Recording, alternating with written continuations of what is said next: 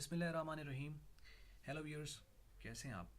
Learning academy की जानिब से चौथा लेक्चर का हम जो है स्टार्ट करना चाह रहे हैं और वो है डेटा ऑपरेशंस के बारे में। जैसे कि हम लास्ट लेक्चर्स में बात कर चुके हैं कि डेटा ऑपरेशन जो है उसके 3 स्टेप्स हैं, कैप्चरिंग, मैनिपुलेटिंग और मैनेजिंग रिजल्ट्स। तो आज का जो हमारा टॉपिक है, कैप्चरिंग पे हम बात कर चुके हैं, आज हमारा जो टॉपिक है दैट इज़ मैनिपुलेटिंग, कि डेटा जो है उसको मैनिपुलेट किस तरीके से किया जाता है। तो आइए इसके बारे में देखते हैं।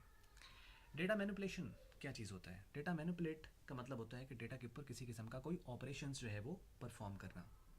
इस हवाले से 6 एक्टिविटीज़ होंगी, 6 स्टेप्स होंगे जिसको फॉलो करते हुए इस टॉपिक को कंप्लीट किया जाता है। यानी जब भी डेटा मैनिपुलेशन होती है तो उसके अंदर ये 6 स्टेप्स जो है वो कवर अप होते हैं।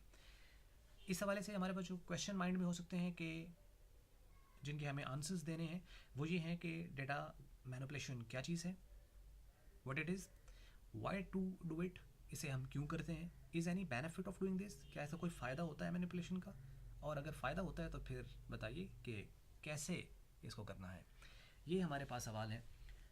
पहला सवाल, व्हाट इट इज़। तो इसकी डेफिनेशन होगी यहाँ पर कि डेटा मैनिपुलेशन क्या चीज़ है। तो डेटा मैनिपुलेशन क्या है? Operating and processing of data in order to gain some benefit, in order to convert the data into some useful information, that is known as data manipulation। इसको data manipulation कहा जाता है। यानी इसमें क्या होता है कि डिफरेंट किस्म के आप ऑपरेशंस जो हैं वो परफॉर्म कर रहे हैं डेटा के ऊपर, और ऑपरेशन परफॉर्म करने के बाद आप उसको किसी यूजफुल इंफॉर्मेशन में कन्वर्ट कर रहे होते हैं। ओके, नेक्स्ट क्वेश्चन इज कि व्हाई टू डू इट, हम इसे क्यों करते हैं। तो डेफिनेटली हम इसे क्यों कर रहे हैं? In order to convert it to some useful information, इसकी ज़रूरत है, वी नीड इट। और वो हमारे पास इंफॉर्मेशन आएगी तो नेक्स्ट स्टेप पे जाना या नेक्स्ट प्रोसेस पे जाना हमारे लिए आसान हो जाएगा। तो क्यों करते हैं? आसानी के लिए, सो दैट के नेक्स्ट प्रोसेस हम इजीली उसके ऊपर परफॉर्म कर सकें। अगला सवाल है, is any benefit of doing this, क्या कोई फ़ायदा होता है? Definitely there is a benefit. All type of the decision makings inside organisations are made on the basis of this activity. Data जो भी आपके पास आता है वो रॉ फॉर्म में होता है। अगर उसको प्रोसेस ना किया जाए तो आपको वो कोई डिसीजन मेकिंग में हेल्प नहीं करेगा। तो जो भी आपके कारोबार के अंदर बिजनेस है या एनी ऑर्गेनाइजेशन, तो उसमें आपने जो भी एक्टिविटी करनी है वो आप तभी कर पाएंगे जब आपके पास वो ऐसी फॉर्म में आएगा जिसको आप अंडरस्टैंड कर सकते हैं। अगर आप एक चीज़ को अंडरस्टैंड नहीं कर पा रहे तो इसका मतलब उसके ऊपर किसी किस्म की मज़ीद जो प्रोसेसेस हैं वो नहीं किए जा सकते। तो बेनिफिट इसका सबसे बड़ा ये है कि आप जो डिसीजन मेकिंग करते हैं नेक्स्ट स्टेप्स के ऊपर, उसमें आपको ये सबसे ज़्यादा फ़ायदा देता है।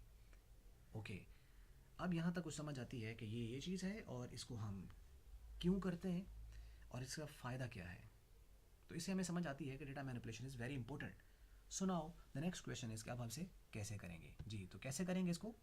डेफिनेटली इसको करने के लिए हमारे पास स्टेप्स हैं जिनको 6 स्टेप्स कहा जाता है। तो आइए उनके बारे में बात करते हैं।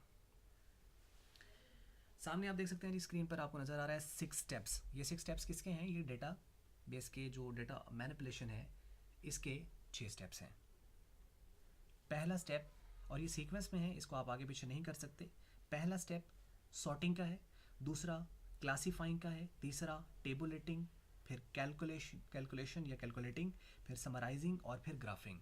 तो 6 स्टेप्स के अंदर हम इसको जो है वो एक्टिविटी को परफॉर्म करते हैं। मैं इसमें आपको ब्रीफली बताता जाऊंगा क्योंकि इनको डिटेल्ड में हम अगले लेक्चर में कवर अप कर रहे हैं, जो कि हमारा 5वां लेक्चर होगा इसके ऊपर।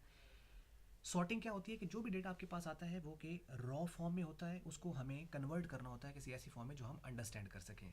उसकी अरेंजमेंट को सॉर्टिंग कहा जाता है। So arrangement of data is called sorting. Classifying होता है कि जब डेटा सॉर्ट हो जाएगा तो अब नेक्स्ट स्टेप है कि उसकी क्लासेस बनाई जाएँ, डिफरेंट कैटेगरीज बनाई जाएँ। क्लासेस में जब हम डिवाइड करेंगे तो क्लासीफाइंग कहलाएगा। जब क्लासेस बन जाती हैं तो फिर उसका टेबल बनाया जाता है, टेबल की फॉर्म में उसको रिप्रेजेंट किया जाता है। टेबल जब बनेगा तो नेक्स्ट स्टेप है कि उस टेबल के अंदर जो कि आपकी कैलकुलेशंस होनी है वो कैलकुलेशंस की जाएंगी। कैलकुलेशन जब हो जाएंगी तो हम ऑब्वियसली उसका कोई सम अप, कोई रिजल्ट निकालेंगे। जैसे कि हम मीन या मीडियन या मॉड निकालते हैं तो बहुत सारा डेटा दिया होता है लेकिन एंड पे उसका एक ही वैल्यू में आंसर आता है, दैट इज़ कॉल्ड समराइजिंग। जब समराइजिंग हो जाती है तो लास्ट स्टेप आपका ग्राफिंग भी हो सकता है कि आपको उसके ग्राफ्स बनाने। तो ये था जी आज का हमारा लेक्चर्स। वीडियो अगर आपको जो है उसके हवाले से पसंद आई है तो ज़रूर इसको लाइक करें और इसी तरह चैनल को आप सब्सक्राइब करें और दूसरों के साथ ज़रूर शेयर करें। किसी हवाले से कोई प्रॉब्लम हो तो आप उसको कमेंट्स में ज़रूर लिखिएगा। थैंक्स फॉर वॉचिंग एंड अल्लाह हाफिज़।